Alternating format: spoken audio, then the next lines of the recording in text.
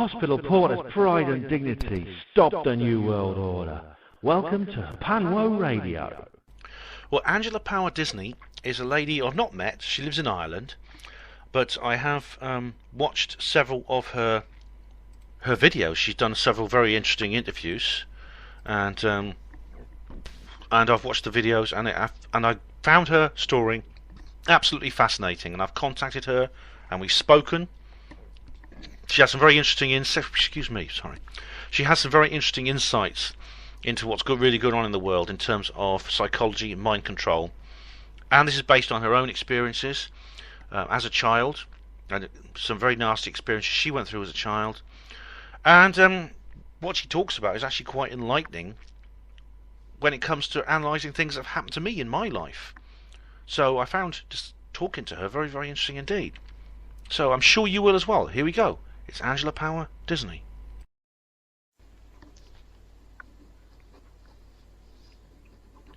Well, ladies and gentlemen, listeners to the HPANWO show on HPANWO Radio, I'm joined this evening by a very interesting lady indeed, Angela Power Disney. Hey, Angela.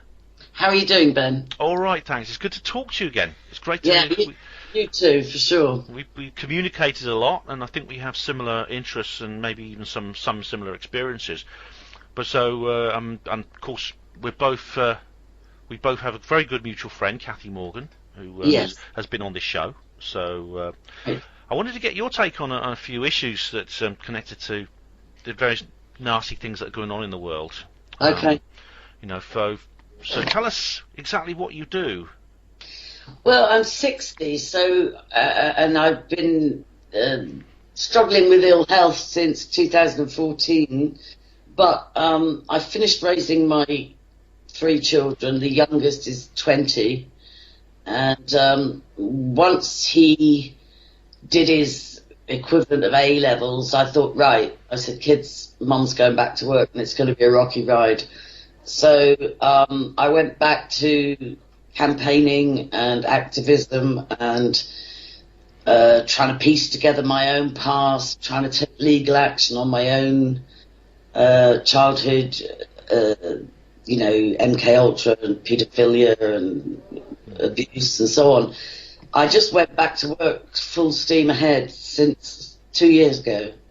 So I work online. I'm a mum and a nana, and I have health issues, but I don't just work online. I actually go to court cases, I go to protests. I hope to go to the Ireland Awake conference in March in Waterford. I've flown over to England quite a few times in the last 3 years.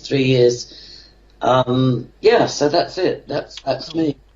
So you live in Ireland, and I do. That's there's a lot of stories coming out of Ireland about especially related to crimes against children, and we had Brian Clare on the programme a few weeks ago. He's a regular guest. You probably know about him. Yeah, he talks about his own experiences from the English side of things. Yeah. But I mean, I suppose people hear all the time about church schools, convents where the nuns have babies and things like that, and the children are abused. But I mean, is it deeper than that? Because this is all virtually mainstream now. The story about the nuns and the church schools and things like that. Yeah, I think Ireland's the best kept secret. It's like when we pretended to be neutral, and yet planes were refueling in Shannon to go and do torture and conduct the Iraqi war and so on and so forth. I just think Irish. I've got a love-hate. I'm half Irish. I sound English. I know. I was raised in the military, and my parents didn't return to Ireland until 1981, and by then I was adult, so I didn't return full-time till 1996. But the Catholic clerical abuse thing has been pretty much exposed in Ireland. The Magdalene laundries, the mother and baby units, the 800 remains of 800 babies at Tuam, and so on and so forth. But what's under the radar in Ireland is Satanism and Freemasonry. Right, and this is connected to, you mentioned MKULTRA. Yeah, the MKULTRA that I suffered wasn't in Ireland, although I do believe my father's family were a targeted and labelled family from the get-go. I think my dad was one of 16 in Dungarvan in Waterford, and Power is a lost bloodline to Puer, who were actually Protestant landowners, and an ancestor was the architect of Salisbury Cathedral, and there was lords and sirs and what have you, but it was a lost bloodline that had, transmuted into Catholic, apparent insignificance. But I do believe my father's family was tagged and labelled for use from a very early stage.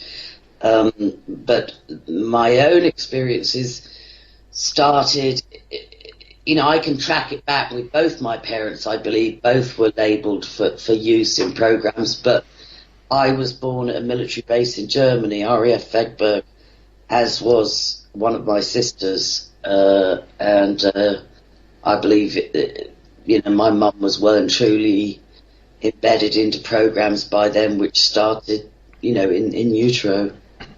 This is now RAF Vegberg. I remember you mentioned this in one of your videos, and you showed some pictures of the place, because the hospital. Yeah. So there's something significant about the hospital there. I think you wanted to show. Yeah, and there's more stuff coming out. There's research that Quinn Michaels is doing with military bases in America, which is really connecting dots with the military bases that my father was stationed on in the Air Force. So RAF Vegberg was built in 111 days, and it's a catchment area that would house Army and Royal Air Force, and I believe American base, plus secular, and it also had a catchment of 3 countries. It was near Mönchengladbach, so it was quite close to Belgium. I think it was Belgium, France and Germany, so it was very well positioned. And then the architecture is something that Quinn Michaels is talking about in circles.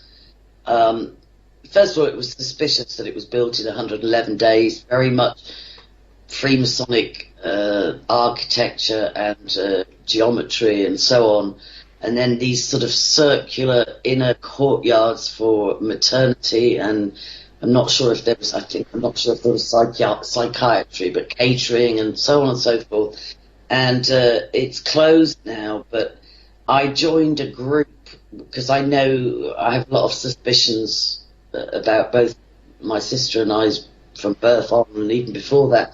And I joined a group online called I Was Born in RAF Vegberg, and I connected with somebody else who had a story very similar to my sister's, which indicated some kind of a program going on where a military person, either blackmailed or bribed, would make his wife and another pregnant at the same time.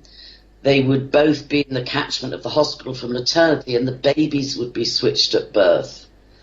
And it was part of an experiment, as I understand, to examine the mother-child bond, and was it nature or was it nurture, and so on and so forth. It was all part of this kind of crazy post-war Nazi research into, they had all sorts of crazy programs, including the twin programs that Kathy Morgan's expert on. But and then I also got other people there saying that there had been a very high infant mortality rate at the hospital. And then I started to get some really excellent intel, and then I got busted and thrown out the group. oh dear. Well, it's obviously they didn't want you. You're the snake in the garden, obviously. Snooping around, saying anything adverse about the Royal Air Force, because a lot of the people born there had gone on to join the military just as their parents had. It's kind of a generational thing, isn't it? It can be, yeah. I mean, it's I showed the pictures you showed me. You showed everyone on your video. Look really, really strange, because I can see the strange architecture there, and that is a recurring feature. And that's what I was going to say. Quinn Michaels has been doing some research on a military base in America. I think it's called Camp Blessing, and he was saying a military base is the perfect way to get an underground facility built or developed, because it's a transitional community. You've got people coming for the maximum of 3-year postings, and so it's a constant moving. Nobody gets to see the whole big picture. And then he talked about I really should refer that, but the thing he triggered for me was, it made me think about RAF Halton, which was a Rothschild property, and where the helicopter crash was recently. And originally, that Rothschild lent, I don't know, was it 1,000 acres to the Royal Air Force, and then decided he didn't want to live in the house, and then gave it permanently to the Royal Air Force, and then the main house is now a sort of a guest, it's open to the public and stuff like that. But what Quinn Michaels was pointing out in Camp Blessing seemed to be a similar story, but what he was pointing out was that it was a cover. Once the underground base was sufficiently in place, it didn't matter what you did with the surface. It's a bit like the Rothschild recently offloading that huge hunting island. If something has served its purpose, it can look good if they've offloaded it. Yeah. The underground facility can still be there. It's just, absolutely. It could still be there and totally accessible, with hundreds of miles, as we know so many other, like Rudloe Manor, Corsham, and that's right, yeah. Peas, Peas, all of them, Peas down. Peasmore, yeah. Well, yeah. You can drive basically for 60 miles, in them, and so it's a whole other city. It's a whole other. So what's on top of it is no longer the main thing. Absolutely. I mean, I recommend the studies by Richard Sauder and his work on the deep underground military bases. And they are, I mean, an overt military base is the best cover, along with airports as well. I think it's another favourite. You can build an airport and build a deep underground military base beneath it. That's another favourite, is the airport. Yeah, same with Gibraltar. We had a 3-year posting in Gibraltar, and my kids have just bought a PlayStation game, and one of the games is set in the tunnels in Gibraltar, and it's very realistic, and I was like freaking out, watching it, like, oh my god, that's Gibraltar, That's spooky, isn't it? I mean, there's a couple of computer games that have these strange things in, like there's one called Half-Life, I know, where you go into deep under Area 51 or something, and I played one, actually, it was Flight Simulator. I don't know if that counts as a game, but there's one game where you actually, one of the programs where you actually fly into Area 51 and there's these weird aircraft. It's very odd. It's almost like, it's like Disclosure, isn't it? Yeah. And it's the same as movies and stuff. And I heard somewhere that, like, this, just let your mind wander with this, right? You get these incredible gamers that become really proficient worldwide on video games. And someone said, what if they weaponize that? What if they go live? And these kids still think they're playing games, and they're like the most skilled, say, 20 gamers in the world. And they think they're playing a game, and they're actually, it's gone live, and they actually are killing people. Well, I mean, there's a film called War Games, I remember, which was... It's quite an old film now, but it was about that, and it was. Yeah. If you saw that. Now, you mentioned your bloodline. You mentioned the power, the name Power, which is it's often associated with Ireland. I mean, Paddy Power, things like that. Yeah, and Miles talks about. Is it Andrew Power that wrote a book? Yes. Yeah, what's that book called? I can't remember. Island, Land of the Pharaohs. Yes, that's right. Yeah. So yeah, it's a common name. It's a really interesting book, incidentally. It's because it traces a lot of the secret society network from the Orange Order, from a very elite group of the Orange Order, and some of the secrets they have over the history of that amazing country. So you mentioned, you mentioned there's a bloodline element to this. Certain people of certain families. Kathy talks about this as well. Yeah. But you also mentioned that there was military families where it was traditional for different generations to join the armed forces. Yeah, it was not predictable with my father. My mother was from a very military family. She's a Dupre, French Huguenot, and I think 3 of Uncle Fred, Uncle Vic, Yeah, three of her brothers were in the military. One in Canada in the Air Force. I don't know why he was in Canada, but you know, Five Eyes cooperation, all that. One was killed in World War II. The other was Navy. Her father served in World War One, the whole 4 years on the front line because he was in communications, and he got privileges like uncensored mail home. Oh, So my mother's got this collection of letters from him, you know, talking about the horrors of the front line, really, and forbidding any of his descendants to ever go to a requiem or celebrate war in any way. He used to very much say there is no glory in war. nice. So that's that side of it. But my father, 19, and by then the powers, that branch of the powers, and most of them in Ireland, had transmuted into Catholics. And so he disgraced the family really by running away to Belfast from Waterford, from Dungarvan, and he joined the Air Force at 19. And he kept it secret.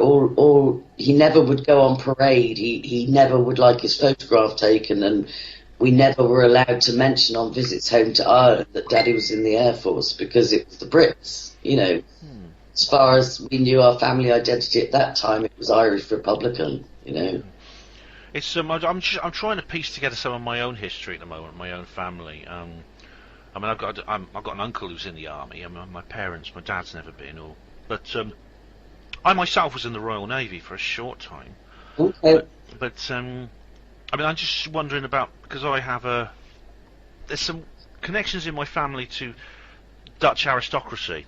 Okay. And it's my grandfather was he came from a family of railwaymen, but he became very rich for some reason.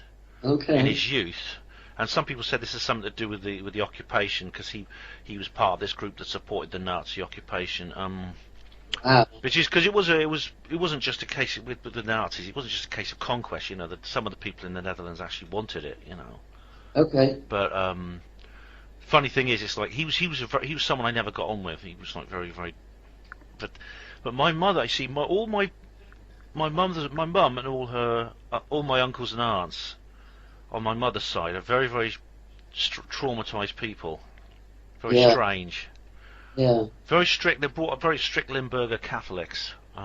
Okay. Yeah. Church every weekend. You know, confession. Yeah. The whole lot. The whole works. Yeah. Yeah. I got like. But my mum used to hang around some awfully strange people in her time. Weird people, you know, who got involved in our family. And so I'm just asking you because this is connected to my life too, because I'm wondering about my background. It's very strange. Yeah, I think Kathy Morgan is like so painstaking in tracking her own family background and the strange people that seem to be hanging around the family and the children and so on and so forth. And I think that's a key to a lot of her work. But Power did the research, the genealogy, and actually won. She's in America, Frances Mary, and she won an academic award 2 years in a row for Genealogy Researcher of the Year, which was unheard of because she was not an academic. She was just trying to trace the powers, you know, and she did superb work. She tracked it back. I've got 4 parts of it. It's in notes on my Facebook page, Angela Power Disney, and I think it's also on my website, angelascashes.org. But she did phenomenal work, but she got so lambasted by the academics and those that were jockeying for position in research that she just gave me the book to publish. She said, I don't want it. Do what you want with it. I'll give you full permission. If you want to go ahead and publish it, do it, you know. And she tracked back connections to Princess Diana and Camilla Parker Bowles, which is strange, in the same bloodline, Madonna, Gwen Stefani, and so on. And that's not the point. You know, that's not the point of it. It's just you have to look, you know, that why... I only understood the bloodline fascination from watching my father and other people that were horse breeders or dog breeders at a very high level, like racehorses, thoroughbreds, you know, and so on and so forth.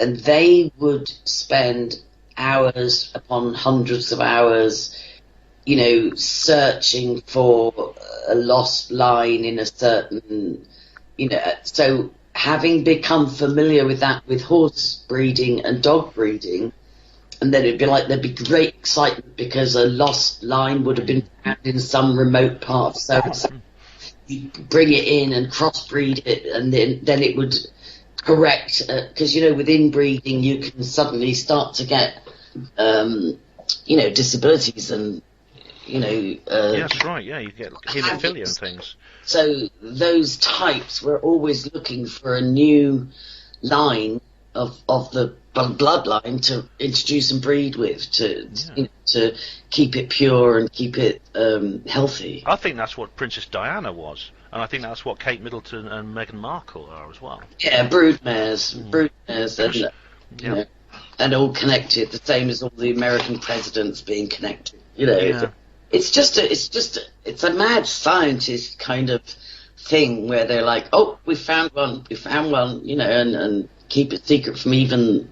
It's like the closest analogy I can find is my father was a horse whisperer. He's still alive, 92, but he's a horse whisperer and a dog whisperer, and he could spot a horse in a field.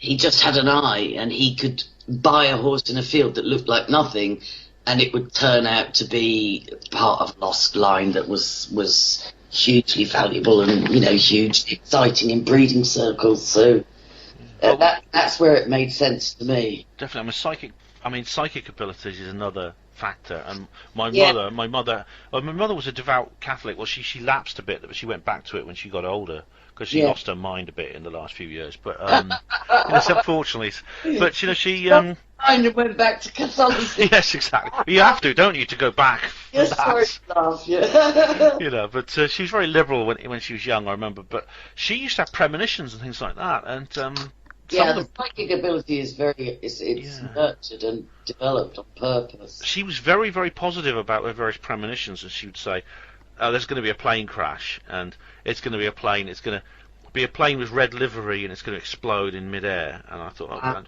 then we find out that there was a big crash at Long Island with an American Airlines jet, and they said it crashed, but then later they said it did explode in midair because of like fuel vapor that had gathered inside the fuselage and leaked. And I thought, blimey, you know, so my mum had this. She was very positive about these visions she had, very positive indeed. And she.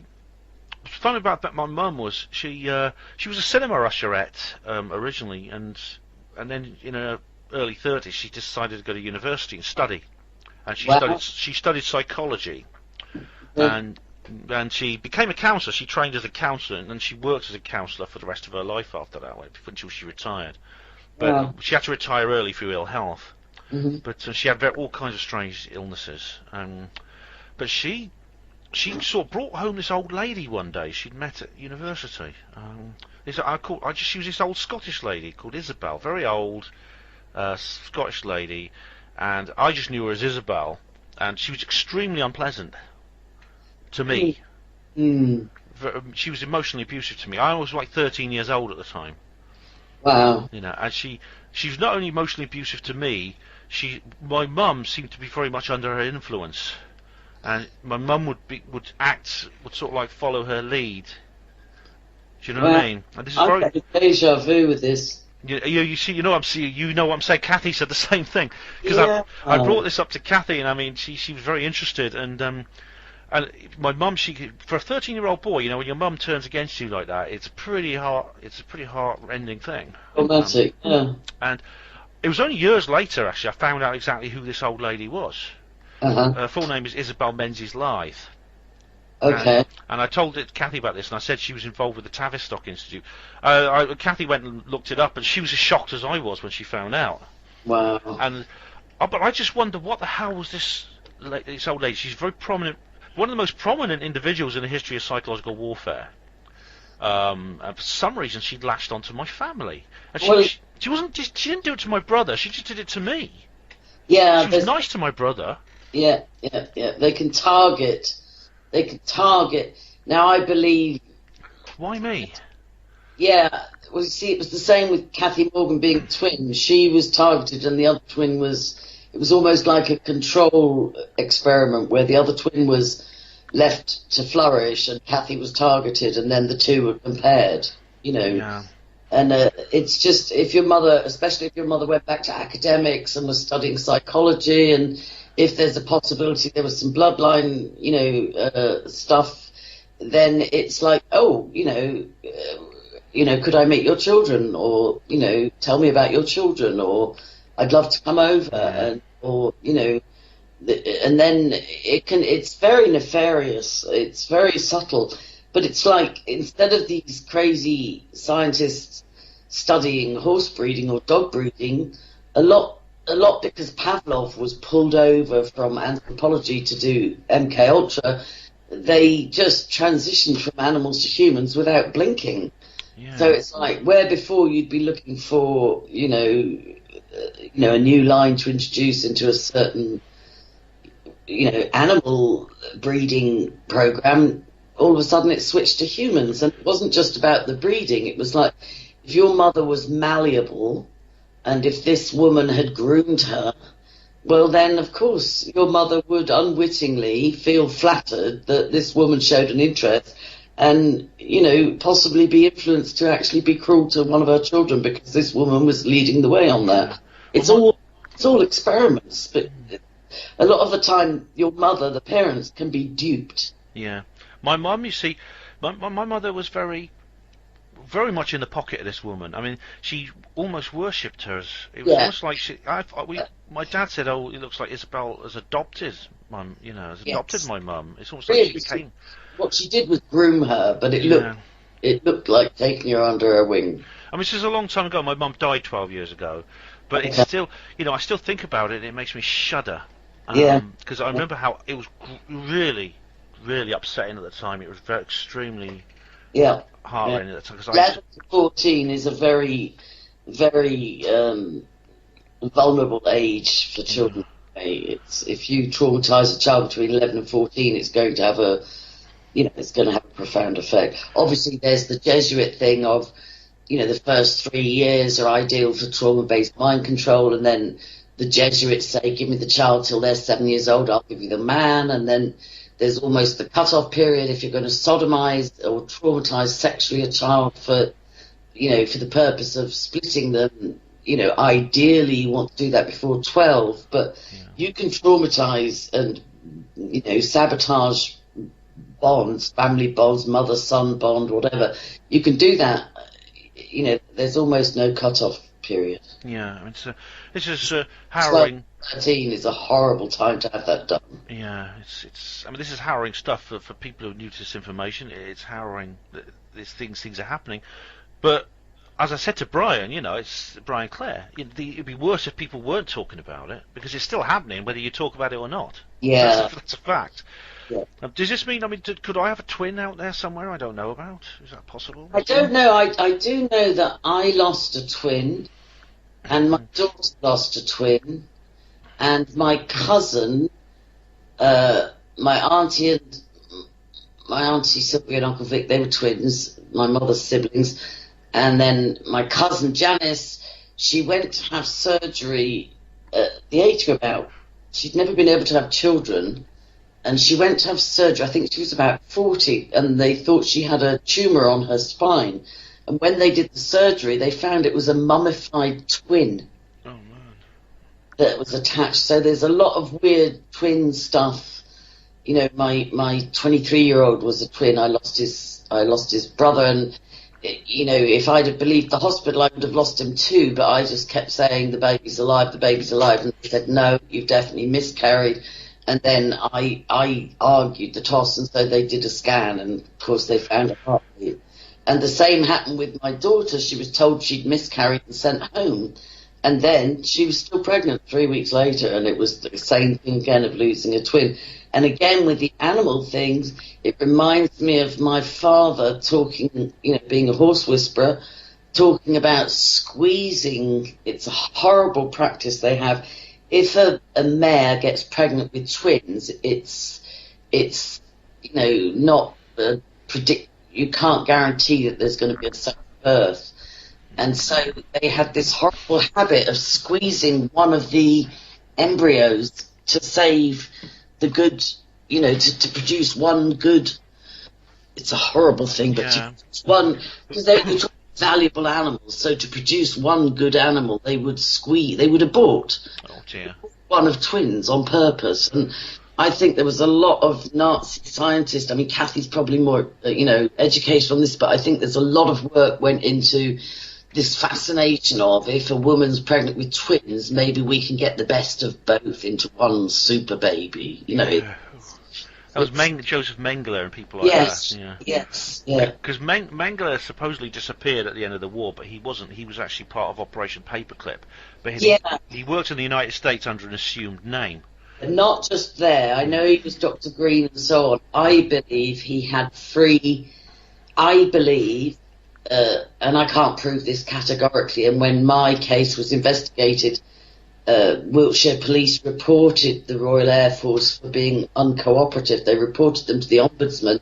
They wouldn't release any medical files for me, and they were very uncooperative. So I was told that Wiltshire Police couldn't get anywhere with them, and I'd have to go through a direct complaint through the MOD. But there was something I was going to say. I lost my chain of thought there. Right. But I can add something to what you said before. Well, if you think about that, but you mentioned about twins and losing twins and how they tried to persuade you basically to have like a D&C dilation. And I don't know if they were going for the D&C, but they said they certainly, I think, suggested to my sister, my daughter, or just sent her home and said, you've had a miscarriage. I don't know if they suggested a D&C. And then 2-3 weeks later she was still pregnant. So I don't know what the agenda is there. Because I had a narrow brush with... I know I was going to say to you, sorry, just to finish that chain of thought. I believe Mengele had free passage, not just in America. I believe he was setting up experiments and supervising them, including in RAF Vegberg. Right. Yeah, and I believe the purpose that the military threw up this amazing Freemasonic, probably on ley lines hospital, with an amazing catchment area and close to the borders and so on and so forth, was for the very purpose of, it's a military base, and we can do experiments there, and we'll have a transient community, and Mengele can come and go and supervise and make sure everything's hunky-dory. Yeah, wouldn't surprise me, because once he had his assumed name, his assumed identity, he could go wherever he wanted. He had no war crimes record. No. He had nothing, and apparently I hear he lived until the 1980s, actually. And Max Spears used to say that he was still alive, that he had... that some of them, Max used to say he was in New York, and that that some of them were still alive using, all these crazy concoctions that would extend life. I was listening to something today about Dr. Feelgood in America, the one that used to give a cocktail to Kennedy and Marilyn Monroe and different people, Frank Sinatra and so on, and he was giving a cocktail of methamphetamine along with monkey gonads and goodness grief, and umbilical cord, all sorts. It's a bit like the spirit cooking that Marina Abramovich does, and they were high as kites and performing. They reckon it changed history. Kennedy won the debate against Nixon after having injections, but it was somebody else won. Just incredible performance drugs, and but they were horrendous. They were horrendous. What's interesting about the elitists, they seem to be extraordinarily long-lived. I mean, yes. David Rockefeller officially died last year at 101. However, it's possible he's a lot older, because I mean, if he is a lot older, no one from his youth is going to be alive to remember him and say that guy's older than so he could get away with faking his age. Definitely, this long life is something that they pursue. How old's Kissinger now? 96, 97? Yeah, and George Soros is the same. Prince Philip is 97, I believe. Yeah, my father's 92. Yeah, yeah, it is. It's definitely. Yeah, it is. You know, and they're getting more and more upfront about that. You know, blood transfusions, as they say. They don't openly talk about blood drinking, but they do talk about, you know, blood transfusions as part of the regime for the elixir of youth. But I wanted to go back to what I was saying before. Yeah, sorry to interrupt. It's okay. That's okay. We got time to do everything. Okay. I mean, you mentioned your own experience of almost losing your son because the doctors were saying that you'd have a miscarriage and stuff like that. Yeah. I had a very narrow escape myself Okay. in that situation. What happened was when my mum was pregnant with me, she had German measles. She caught rubella. This is in the days before they routinely vaccinated. But don't get me started on vaccination. Yeah. But yeah, she had rubella, and the doctors said that they tried to persuade her to have a termination. They Wow. said, you know, just terminate and start again. Like, oh my goodness me. Well, I couldn't answer back, could I? Wow. But my mum just said, no, I want to carry on. And they said, again, she had to push them to do like a scan and an ultrasound, which is much more primitive in those days than it is today. But they did eventually agree to do an ultrasound, and they found that I was alive. Wow. And so they said, oh, and they didn't apologise, just shrugged and said, No. okay. They did the same with one of my sisters. They told my mother she had spina bifida, and she was born perfectly healthy. I just wonder if I have got a twin, this might have been part of the process by which that twin was retrieved from my mother's womb. I don't know. I mean, funny, I saw someone. I mean, I put it down to a doppelganger experience, but I did see somebody who looked exactly like me once, and he walked past me in the street, and I put it down to a doppelganger experience. I'm a bit worried actually, because I thought like people like Percy Shelley and Abraham Lincoln, they saw their doppelgangers and then they died a few hours later. So I was very careful crossing the road, you know. But, oh my God! No, I'm not very familiar. I know somebody in America contacted me and was convinced that she was my doppelganger, and I'm not very educated on that whole phenomenon, so I don't know about that. that's all right. Well, doppelgangers, You know that you could possibly die within hours of meeting your doppelganger. Yeah, I mean the doppelganger. Anthony Peake has written about this. It's a supernatural being that it's a kind of angel of death type thing, but it looks exactly like you. But again, I mean it's possible. I mean, obviously, I could have an identical twin instead, and what I saw was a real person. But do you know what sorry, I didn't interrupt. Sorry, I just wondered I just thought that if I'm involved in one of these experiments, which is, I mean, I'm not certain yet, but I mean, the signs are there that this is possible. You know, I just wondered.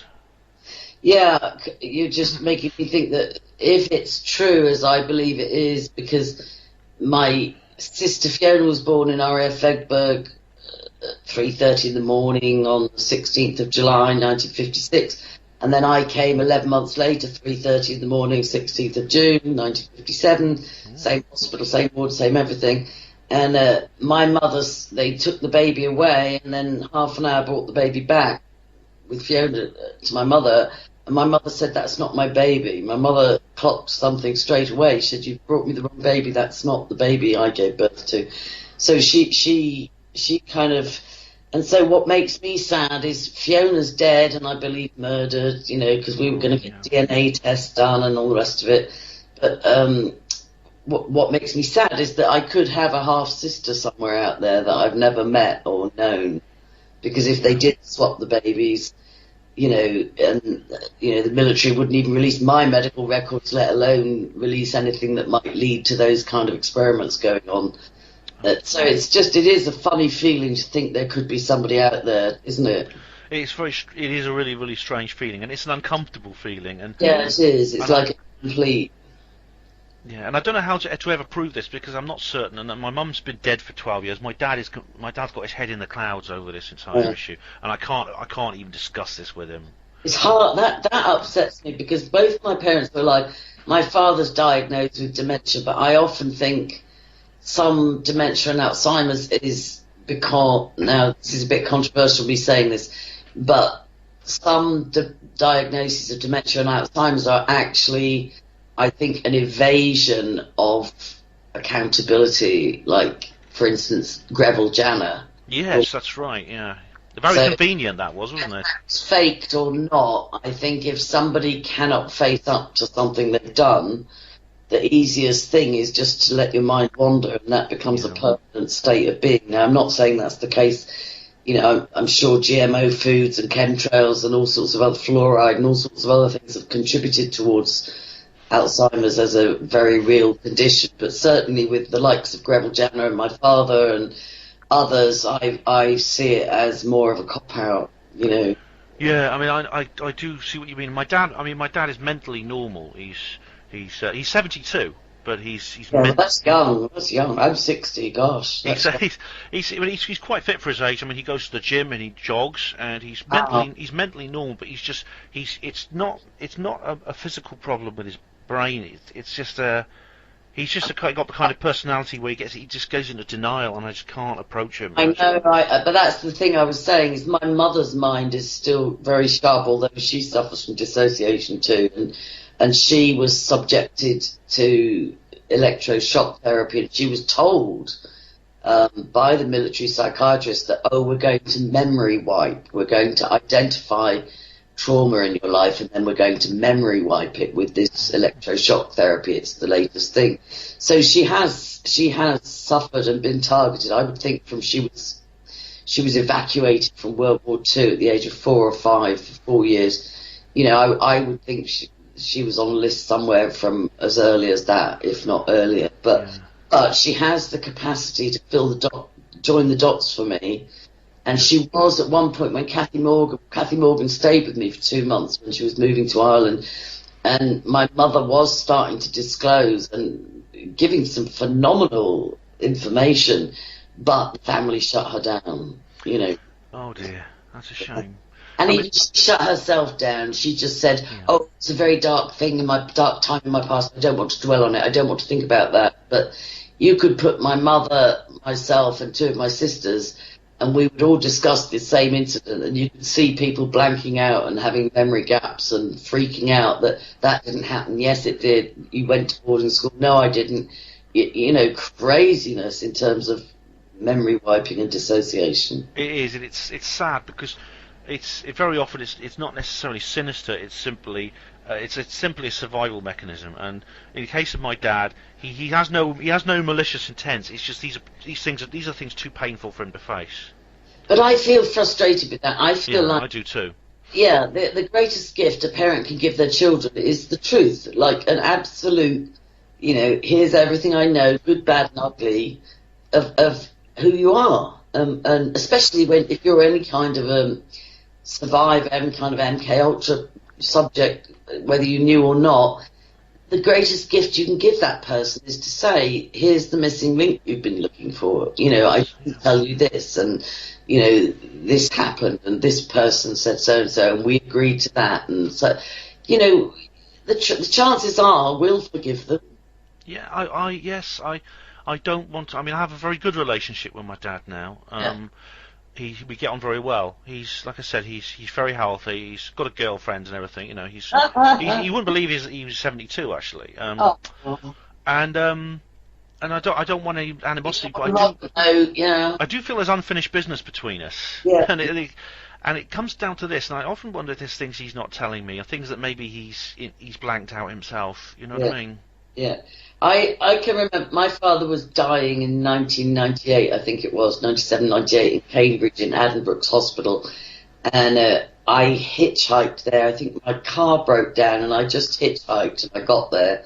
And I spent the weekend sleeping on the floor, or, you know, in the relative's room or whatever, just praying all weekend for him. And then I felt like I'm going, you know, not everybody has... You know, I believe in God. I'm not religious. I've walked away from Catholicism, and I've walked away from organised religion. But I do believe, I do believe that we can hear from the Spirit and so on and so forth. And I do believe Jesus was the Son of God. But I felt like God said, "I'm going to extend His life," and He gave me the scripture of Hezekiah, and I actually had a supernatural experience where the sun moved backwards, like shadows were unexplained. It's kind of complicated to explain. But the other thing I felt the Holy Spirit say to me was, your father will fully apologise to you on his deathbed. And at the time, I wasn't fully awake, so I didn't understand that. I thought, well, he has acknowledged the beatings, and he has acknowledged a few things, and like, I forgive him and I love him, and like, you know, what is there that he's supposed to repent for and fully confess on his deathbed? And of course, it's only since I really started coming awake and allowing myself to deal with all the childhood memories that I realised, oh my God, he's sitting on a shitload of secrets, you know. Yeah, that's the thing, isn't it? That there's something else. There's something else I wanted to bring up with you, because it has to do with missing time and memory loss. Because Okay. my mum's been in psychiatric care, and she was actually in an inpatient. She was Yeah. actually sectioned for about a year when I was about 5 or 6 years old at the time. Oh. I myself was under psychiatric care, like as an outpatient. But I have missing time. I have like several years actually. There's two periods of my life particularly that I can't remember. There's one when in my last couple of years at school when I was a teenager. Okay. But also a few years later after that, this is when I was in psychiatric care, and I was taking antidepressants. I was taking amitriptyline sulfate. And I literally, people would come up to me and say hello. Yeah. I wouldn't know who they were. And this is one guy I trained up. I'd worked for 2 weeks with him in the delivery suite at my hospital. Right. And I trained him up for the porter's job there. And this was like less than 2 years ago, and I couldn't remember him, and he remembered me. Yeah. And because I should have remembered him, because I remember people I'd met briefly long before then, you know. So I thought, and I asked him when was this, and he told me, and I thought, that's exactly the time period I can't remember. Wow. And that was scary. Yeah. Yeah.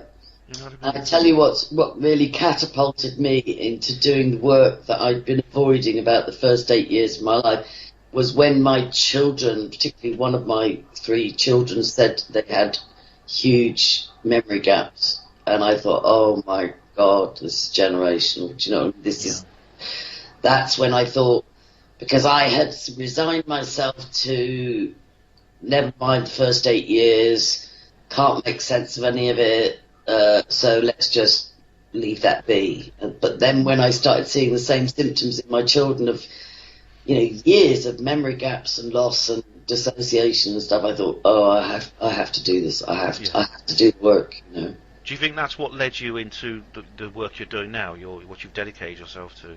Well, I was already, since about 2007 or 8, I already was working. Well, most of my life I've kind of worked to expose child abuse. I suppose I didn't properly disclose till my 20s, university. I didn't really start to tell the truth to myself. But then I seem to be a magnet for wounded people. You know, I take youngsters in and help runaways, or do prison visiting, or, you know, naughty boys home. I just found myself always drawn to helping survivors or victims. And then I actively started doing something about that around 2008, because my niece took my brother-in-law to court for childhood abuse, and he got 6 years, but the family turned against my niece and myself, and said, you know, that I'd made her do it, and we were troublemakers, and, you know, it was kind of like the shame of having exposed something. And that's when I felt suicidal. And how I first made a DVD was, I didn't know who to talk to about it, and I just thought, if I don't start talking about the truth, I'm gonna just, you know, like self-combust or something like that. So I just set a camera up on a tripod, and I just started talking, you know, and I made that's when I made my first DVD, Chasing Rainbows, you know. And from then I've just gone on a thing of, you know, the fear of being rejected by the family, the fear of being, you know, ostracized, the fear of getting in trouble. It was since about 2008 that I said, you know what, we're already the outcasts. It's just there's a veneer over it, and so I just started whistleblowing big time from about 2008. So I was already doing that before. It was only with the MKUltra that I decided to drill down on that when I saw that my children, at least one of my children was displaying dissociation, and there were other anomalies that were definitely demonstrating there was a generational thing going on. Yeah, it sounds like it's a very, very sad situation when your brother-in-law was found. Obviously, there was due process. He was found guilty in a court of law. He was prosecuted. He was convicted. Family blamed the victim. Yeah. But the family blame you. Yeah. Even though it's not like you're accusing him of making false accusations. Well, it was my niece's case against him. I was the only other person that had disclosed about abuse before that. Well, my mother had too, but definitely the modus operandi in my extended family is if somebody discloses, you ostracize them and you marginalize them and you avoid them. Yeah, I mean it's really, it seems like this is also frightening when the family turn against you, which has happened to me. Yeah. And missing time. I mean, I don't know, anything could have happened to me in these years. I've had these 2 periods of missing time in my life. Isn't it? It's crazy. And I don't know what it is. And my family, if they know, they won't talk about it. The only surviving member of my family. Well, I've got a brother. That's what brings me back to this sort of righteous anger I have, that if somebody has information that helps piece together, your psyche and your soul, then why do they have the right to withhold information from you? It makes me cross. I know, me too. Okay, so we're a bit pushed for time, but I would like to get you back on the show. I mean, I'd like to get you back on the show again. We can maybe do a part 2, because I'm sure there's a lot more we can talk about. Yeah, definitely. But there's we want to talk about. You mentioned Satanism at the beginning, and I've had Sandra Fecht and on the show. I've had Francis Toast. We had a round table, which is really, really good, and I recommend listeners check those out. I will. But one case that I want to talk about is the what's been called the Hampstead abuse case. Now, this is very, to say controversial is maybe an understatement. Understatement of the century. Yeah. You see, I came into this late. I remember the videos of the children talking, and then I was so messed up with something else, though I didn't have time to sort of get into it. And then I went to some of the various Facebook groups, and it was and I had looked through some of the messages, and it was rather like walking into a barroom brawl and expecting to work out exactly how it started, because it was just all-out war. It has been messy right from the get-go. It has been, and some people said it was a psyop, and it was to distract from Shirley Oaks Children's Home Survivors Group, or, the inquiries that were going on. And I just, as a survivor myself, having listened to the children's testimony, even though I acknowledged there was a hell of a mess around the Hampstead case and some things that didn't add up with the adults around the case and so on and so forth, but as a survivor, I believed the children, and that was what had propelled me into, doing 3 years' work, really, to try and get children safe and get the case properly investigated. It's ongoing, and in that 3 years, people have been imprisoned, they've been multiple arrested, they've been sectioned, they've been character assassinated, they've been gagged. If there was nothing in it, I don't believe the pushback would be as prolific as it is. The trolling, it's almost like a government level operation to keep the lid on it. So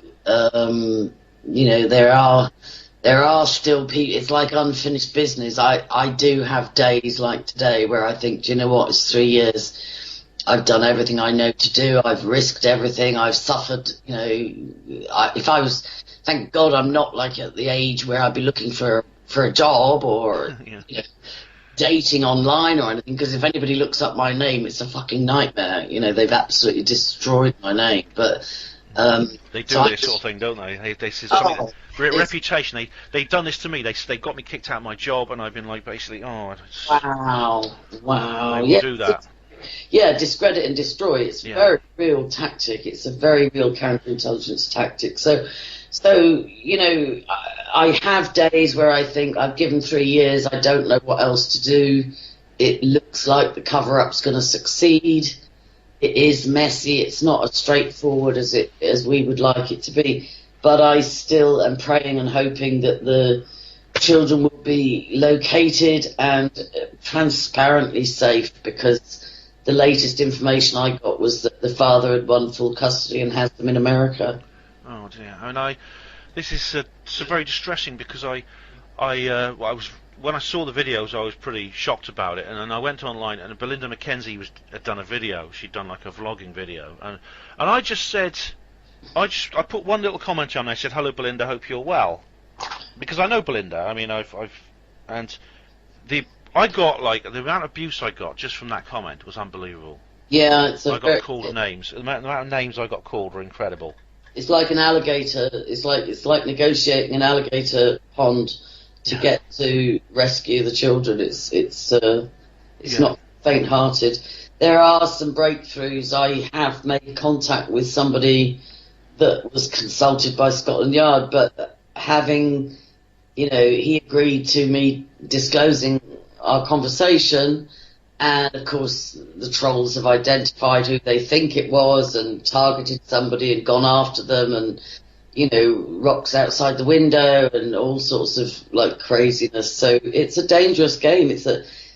I just pray, I'm trying not to be naive about Donald Trump, but I just pray that draining the swamp will be a real thing and will include London, because London is in some call it the child sex trafficking capital of the world, so I haven't given up hope, but it's not an easy journey by any means at all.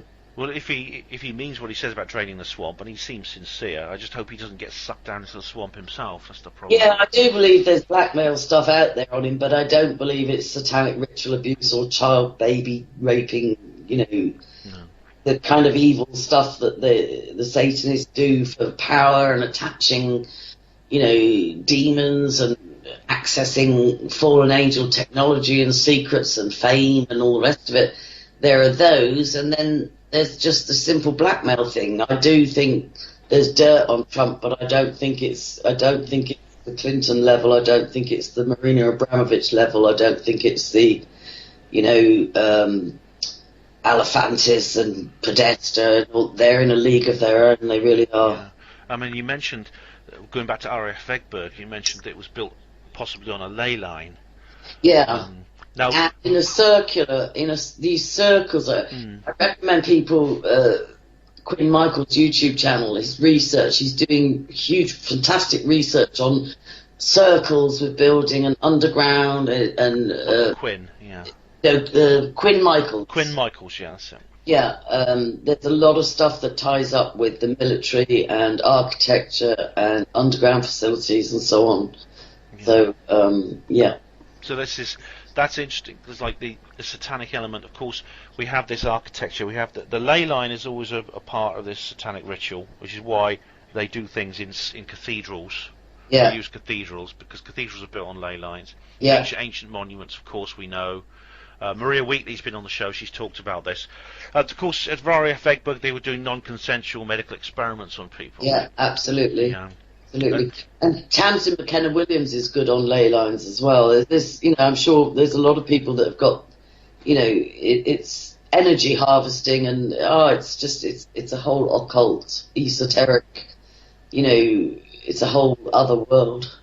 Well, what it does is the suffering and the pain and the death. It pours a lot of negative energy into the earth itself. Yeah, that's its purpose. I think it's it's to poison the etheric body of the earth. I think that's why they do it.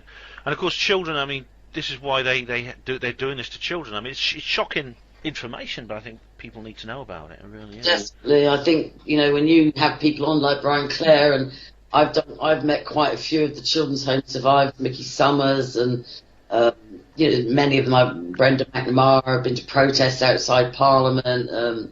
Heard testimonies from so many children's home survivors, and worked with so many abuse survivors, whether MKULTRA or whether different forms of sexual violence, and it's grueling, and you start to see a pattern, you start to see a strategy, you start to see that these people were planning on running the world, Yeah.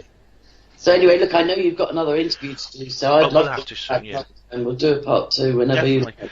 Sure, I just want to bring up one more subject with you before we close, Yeah. because we've got I've still got a little bit of time. But, I need to give a shout out to 4 people actually as well. So go ahead. Definitely, we'll do that. Definitely, we'll get all your details. But electronics, psychotronics, implants. You're familiar with that?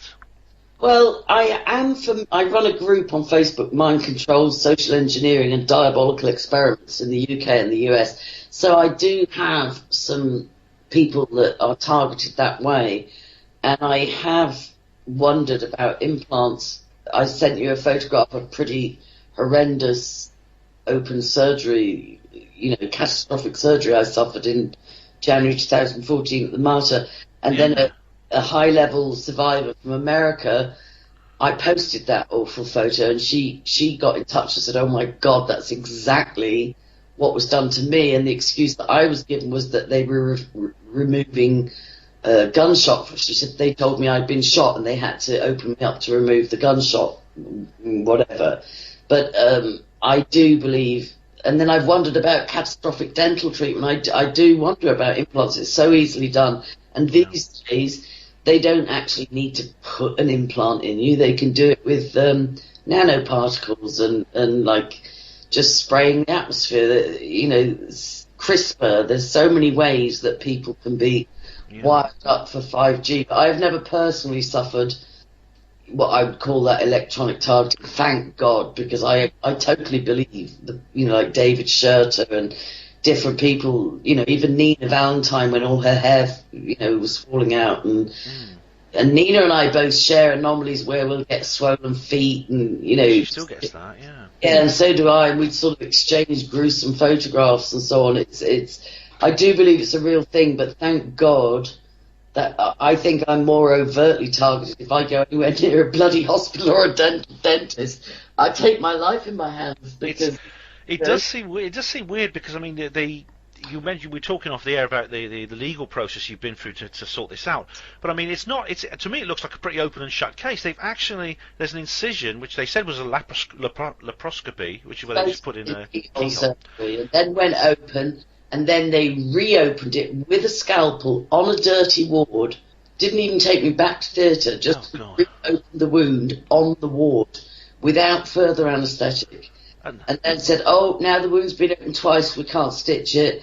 You'll have to go home with some vacuum thing that will eventually, over 6 weeks, close the wound." But it's horrible. It was butchery. It was. I actually believe they tried to kill me. Well, I mean, I've seen this photograph. I mean, obviously, I'm a hospital porter. I'm pretty immune to this sort of thing. But it is. You've obviously got like an incision on your stomach, and it hasn't been sutured shut. I mean, they never sutured it. They sutured it once. Then they said I had an infection, but I'm surprised. It wasn't that. They had missed out 6 doses of antibiotic. I was supposed to have post-surgical antibiotics, but because they were letting students insert the catheters in me, I had 8 catheter changes. Oh my goodness. And so each time there was a catheter change, it would take 4 or 5 hours to get a new one. So I'd missed my antibiotics. So in the end, they didn't need to reopen me at all. All they needed to have done was to give me my proper course of antibiotics. And the third doctor in the surgical team was saying that, no, it doesn't mean, she just needs to give her another day of antibiotics. And I think it's a teaching hospital, and I was like the cadaver, who wants to practice this and who wants to practice that. Nightmare. You must have some awful scarring down there. I feel so brutal. I just feel it was targeted. That's the kind of targeting I suffer. And I just wanted to say there's a video online, I don't remember the exact title, but it's something to do with satanic symbolism and Irish hospitals. Right, that sounds interesting. Mind-blowing. And I've been to these hospitals like St James's and all the big hospitals in the cities. They've all got overtly satanic statues and satanic this and satanic that, and it's like, why should it be any surprise if people are having catastrophic surgeries and whatever. Yeah. I mean, good. I can promise all listeners that, I mean, if there's anything going on at my hospital like that, I was never a part of it. I was a porter, but I mean, I was a porter, but I didn't ever pick up any rumours. I know there's some very, very strange and very, very sinister people at my hospital. I know that. There's some really... Well, there's people at Stoke Mandeville that never... I mean, there are many people that did know what Jimmy Savile was doing, but there were some that didn't. They didn't have a clue. Yeah. I mean, I just... To me, these people... I mean, it doesn't surprise me, the thing about Jimmy Savile and cut the cover-up. The people at my hospital, there were some people I got the most horrible energy off. That's all I can say. I've got no proof they did anything wrong. I'm just saying that they're some of the most unpleasant and most repulsive people I've ever encountered. Yeah, and you probably should trust that. Did you say to me the trolls cost you your job? Are you no longer working as a porter? Oh, yeah, that's a very long story, but I was actually sat out through various processes which I've been into in previous shows. I was removed from my job, and in suspicious circumstances, I think. Wow. Maybe we can talk about that in part 2, because I'd love to have you back. I'd love to hear about that. But also, I mean, I recommend listeners look at the interview I did with Kieran Lee Perrin a couple of months ago, because we were talking about electronic implants. I mean, I'm sure you've heard of Kieran, Angela. Yes, I have, yeah. He's full of them. Yeah, I believe it, and I've seen even Maria Kayali's MRIs. Yeah, she has them. Yeah, and I do suspect, I do too, but I just have never gone to that stage of being checked for them. It's kind of like a day-by-day thing. But I wanted to get just on the Hampstead thing. Yeah.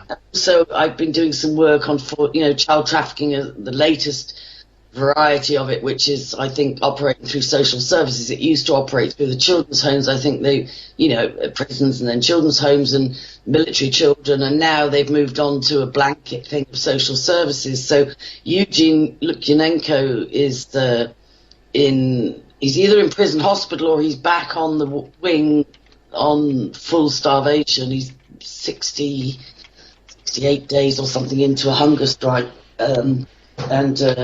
over losing his son to social services. And then another guy, Archie San, did a hunger strike, and he's come off now, but he lasted about 60 days protesting parental alienation. And then Jake Clark was sectioned for campaigning for the Hampstead case and then complaining about the trolls causing him understandable anxiety. Yeah. And then Arthur Patel is currently sectioned.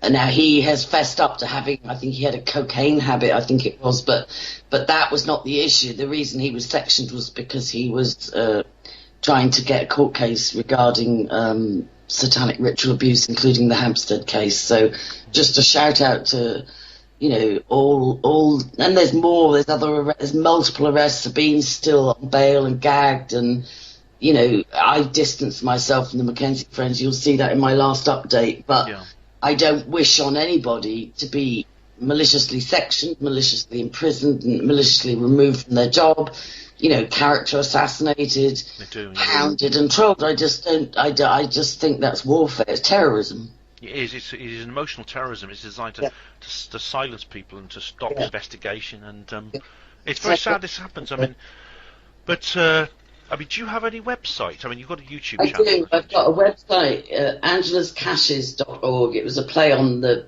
Angela's Ashes. Angela's Caches. Yeah, and there's no apostrophe, and Caches is spelled Caches. Oh, as in cash as a storage cache, Yeah, it's Angela's Secrets. angelascaches.org, and then I've got 2 YouTube channels, Angela Power Disney and Angie Power Disney, and I'm on Facebook most days, Angela Power Disney. Right, and if listeners want to know more, go to the show notes. There'll be links to these websites, so you can check them out. Yeah, and I did my original disclosure interviews with Miles Johnston, Basis 43. That's right, yeah. I mean, I don't know.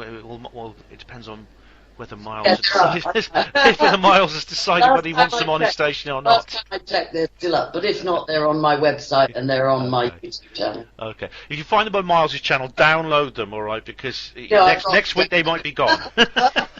No, I definitely I've got them downloaded. They're on my channel as well. Okay. Well, Angela, it's been great talking to you. Yeah, you too, Ben. And we'll have to get you back, because I'm sure there's a lot more we can discuss on this issue. Yeah, definitely. All right.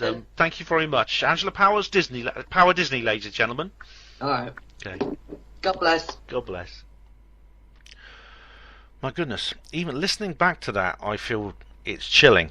It really is chilling, because it'd be nice to think that the things that me and Angela were talking about actually were not real, and it was some kind of fantasy, or we'd made a mistake of some kind.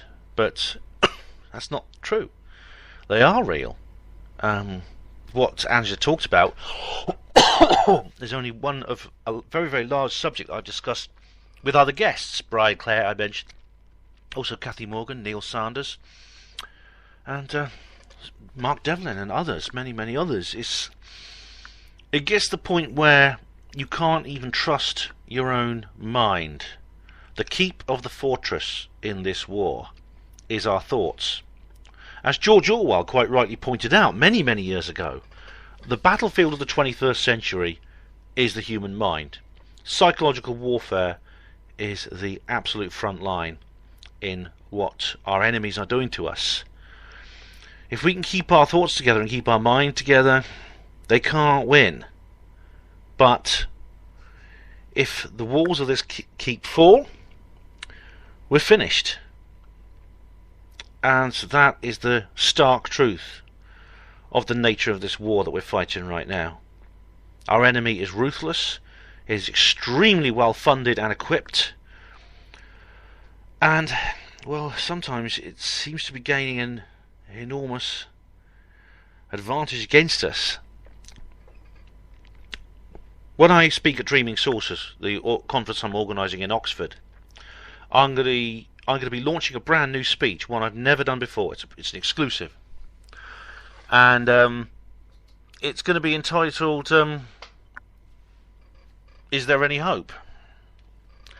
And that's a good question, because, well, maybe I'll be able to answer that more closer to the time. But we have a very, very steep hill to climb if we're going to ever free ourselves from this cesspit. And right now, I'm distinctly feeling the gradient.